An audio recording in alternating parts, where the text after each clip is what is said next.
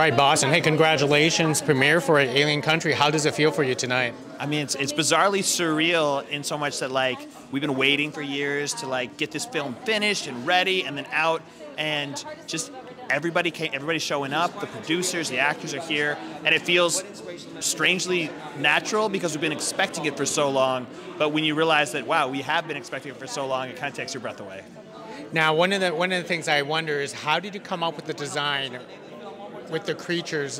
What was it? What are they called? Cogs, Cogobabas, or whatever. We call them La Cucaracha or the Kama Chameleon. No, they're the Kagra Chikura, but the cog monsters. Yeah, we picked a word that was too hard to say for anyone so that they could give it a nickname as a joke. But yeah, I worked with a really talented creature designer named Stephen Oakley. He's done big projects for Sony PlayStation, like God of War. So we basically created this creature, and we wanted to come up with something new and fresh. Overall, the idea behind the creature was that it's going to be something that could mutate like a virus. So I heard a long time ago on a podcast that humans think we're the most dominant species on the planet, but viruses are competing for dominance.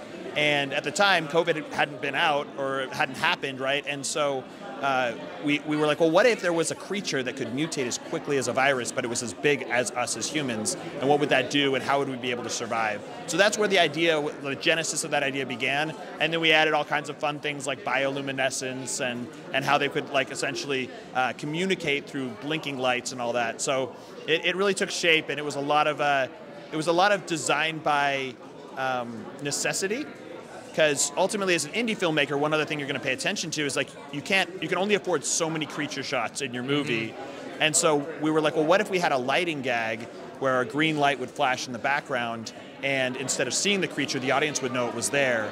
And so that became kind of a design idea, and then we added on top of that, well, what does that mean for this creature? And that it can, like, fireflies might flash to mate, right? But these creatures are going to flash or to communicate and hunt.